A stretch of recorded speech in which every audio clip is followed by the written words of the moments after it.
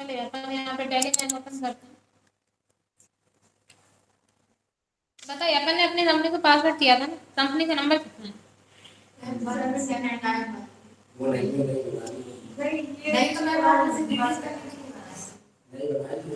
वो तो सिर्फ उस दिन बताने के लिए बताया, उस दिन लोन की एंट्री बताने के लिए बताया। नहीं, जो फर्स्ट टाइम कंपनी बनाई थी स्टेट बैंक ऑफ इंडिया के नाम, उसका पासवर्ड दिया था, उसका नंबर कौन सा है ये बताइए। चलिए फाइनली आपको याद है।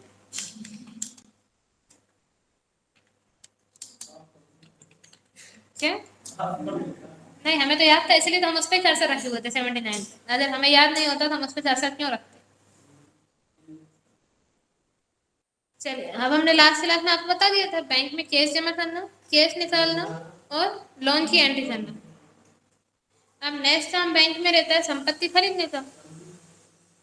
आप कंप्यूटर वगैरह वर्क होता है ना, तो वो बैंक के लिए संपत्ति रहती है, क्योंकि बैंक जो कंप्यूटर परचेज करती है उसका यूज बैंक अपने बिजनेस के पर्सनल यूज के लिए करती है, तो वो उसके लिए क्या होती है? संपत्ति। तो अगर नगद संपत्ति आप खरीदते हैं तो एंट्री आप करते हैं पेमेंट वाउचर में, उधार खरीदते हैं तो जनरल वाउचर। सबसे पहले आप यहाँ पे ALC से लेजर बना लेंगे। जैसे आप कंप्यूटर परचेज कर रहे हैं, आप कंप्यूटर अकाउंट पर लेजर बना लेंगे, अंडर में डाल देंगे फिक्स्ड एसेट में, एंटर करके सेव। अब आप एस्केप से बैठ जाना, वाउचर एंट्री के लिए भी प्रेस करना। एंट्री आप अगर ये कंप्यूटर आप नगद खरीदते हैं तो एंट्री किसमें करेंगे? Payment voucher. कंप्यूटर खरीद रहे हैं, कंप्यूटर आ रहा है और केस जा रहा है, तो बाय में आप लिखेंगे कंप्यूटर कितने का खरीद रहे हैं, आप यहाँ पे अमाउंट डाल देना। टू में आ जाएगा कैश, क्योंकि अपने बिजनेस से कैश जा रहा है, तो टू में आप लिखेंगे कैश, एंटर करके सेव करना। उससे पहले आपने नरेशन डाल देना, being computer purchase by cash, enter करके सेव। क्लियर है इतना? अगर आप नगद संपत्ति खरीदते हैं तो एंट्री आपको करना है पेमेंट वाउचर में, और यही कंप्यूटर अगर आप उधार खरीदते हैं तब आप एंट्री करते हैं F7 से जनरल वाउचर में। बाय में आ जाता है, क्या है बाय? हाँ, बाय में आप लिखेंगे कंप्यूटर संपत्ति का नाम, और टू में आ जाएगा उस पर्सन का नाम जिससे आप उधार कंप्यूटर खरीद रहे हैं। पहले आप लिखेंगे बाय में कंप्यूटर, क्योंकि कंप्यूटर खरीद रहे हैं तो बिजनेस में कंप्यूटर आ रहा है। आप यहाँ पे अमाउंट डालना, और टू में लिखना उस पर्सन का नाम जिससे आप उधार कंप्यूटर खरीद रहे हैं। Alt+C से उस पर्सन के नाम का आप यहाँ पे लेजर बना दें, इसको आप अंडर में डाल देंगे सन्ड्री क्रेडिटर्स में, एंटर करना। फिर यहाँ पे आप डाल देना कितने टाइम बाद अपन पेमेंट कर देंगे, एंटर करके सेव। एंट्री जनरल वाउचर में, बाय में कंप्यूटर, टू में उस पर्सन का नाम, एंटर करना। सन्ड्री क्रेडिटर्स मतलब होते हैं लेनदार, डेटर्स मतलब होते हैं देनदार, जिनसे आप उधार सामान खरीद रहे हैं। इन फ्यूचर आप उन्हें पेमेंट करेंगे तो सामने वाला पर्सन आपको कौन है? लेनदार, जो इन फ्यूचर आपसे केस लेगा। अभी आप उधार कंप्यूटर खरीद रहे हैं, इन फ्यूचर आप उसे पेमेंट करेंगे तो वो पर्सन आपका कौन है? लेनदार, जो इन फ्यूचर आपसे केस लेगा। लेनदार को बोलते हैं क्रेडिटर्स। अगर जैसे आप उधार बेचेंगे, कभी उधार आप बेच रहे हैं तो क्या होगा? इन फ्यूचर वो पर्सन आपको केस देगा। अगर आप बेच रहे हैं तो इन फ्यूचर आपको मिलेगा, तो वो कौन होगा? आपका देनदार, आपको देने वाला, उसे बोलते हैं डेटर।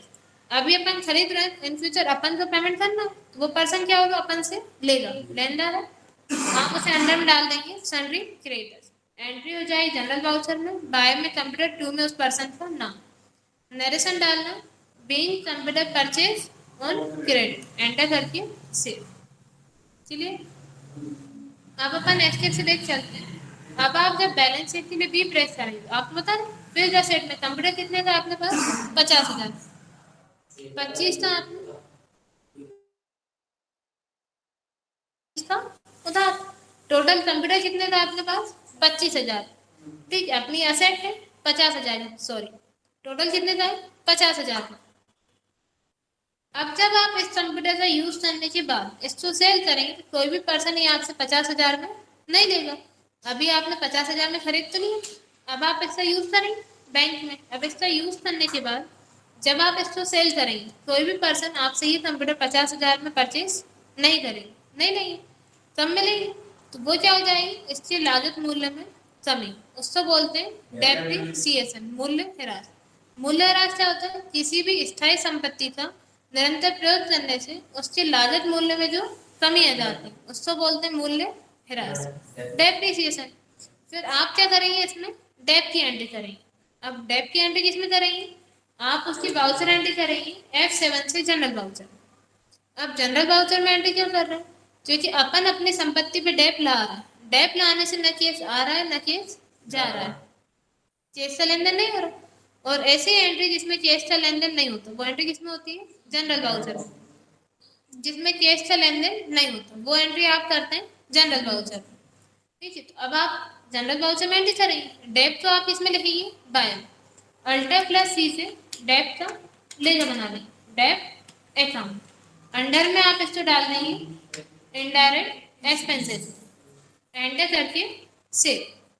ठीक, अब आप इसमें अमाउंट कितना डालेंगे? अभी तो अपन ने 50,000 कंप्यूटर खरीदा है, अपन मान लेते हैं अपन इस पे डेप ला रहे हैं सिर्फ 5,000 रुपये, लेकिन अभी अपन मन से डाल रहे हैं। डेप का अमाउंट कभी भी आप मन से नहीं डालते, डेप की आप पूरी कैलकुलेशन कर लेते हैं फिर अमाउंट डालते हैं। अभी अपन यहाँ पे डाल देते हैं, एंट्री बता रहे हैं हम आपको इसलिए। ठीक है, कैलकुलेशन हम आपको आगे बता दें। अभी आप अमाउंट कितना, हाँ अभी से 5,000 लगा देते हैं। डेप कितना लग रहा है अपनी संपत्ति में? माना 5,000, एंटर करेंगे। टू में आप लिख देंगे उस संपत्ति का नाम जिसपे आप डेप ला रहे। एंट्री किसमें हो जाएगी? जनरल वाउचर में, बाय में डेप, टू में कंप्यूटर। एंटर करेंगे, नरेशन डालेंगे being dep on computer, enter करके सेव। क्लियर? अब आपने संपत्ति खरीद ली, उस पर डेप लगा दिया, अब आप इसको सेल करें। अभी आप एस्केप से बेच जाए, अब आप बैलेंस शीट के लिए बी प्रेस करेंगे। अब कितने का बता रहा है फिर सेट? 45,000 बता रहा है। अब आप इसको जब सेल करेंगे, अगर आप ये कंप्यूटर नगद बेच रहे हैं, एंट्री आपको करना है रिसिप्ट वाउचर में, क्योंकि कंप्यूटर जा रहा है केस आ रहा है, बिजनेस में केस आता है तो रिसिप्ट। आप एंट्री करेंगे F6 से रिसिप्ट वाउचर। ठीक है, एंट्री आप रिसिप्ट वाउचर में करेंगे। अब एंट्री क्या करेंगे? कंप्यूटर जा रहा है, बिजनेस से जो चीज आती है उसे टू करते हैं, टू में आप लिखेंगे कंप्यूटर। अभी अपन मान लेते हैं अपन इसको 25,000 में नजर बेच रहे हैं, तो टू में क्या, सॉरी टू में आप लिखेंगे कंप्यूटर। अब बाय में क्या आ जाएगा? केस, क्योंकि अपने पास बिजनेस में केस आ रहा है, टू में आप लिखेंगे कंप्यूटर, बाय में केस। ठीक है, 25,000 रुपये अपने पास आ रहा है तो बाय में आप लिख देंगे केस, एंटर करेंगे, नरेशन डालेंगे being computer sold on case, नगद कंप्यूटर बेचे, एंटर करके सेव।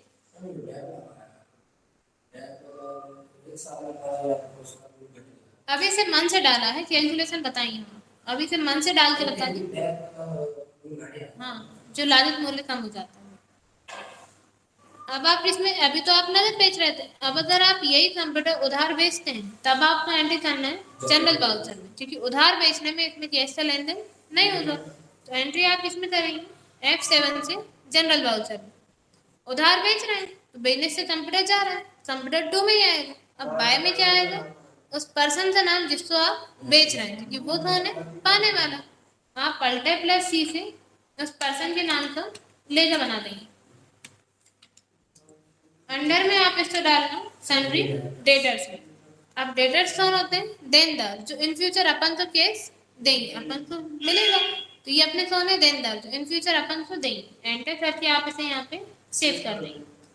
अब माना आप इसे यहाँ पे 20,000 में बेच रहे हैं, आप यहाँ न्यू रेफरेंस सिलेक्ट करना और टू में आप लिख देंगे कंप्यूटर, क्योंकि अपने बिजनेस से कंप्यूटर जा रहा है।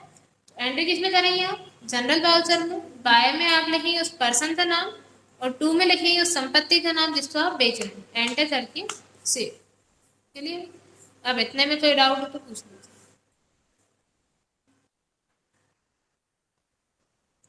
चल लेंगे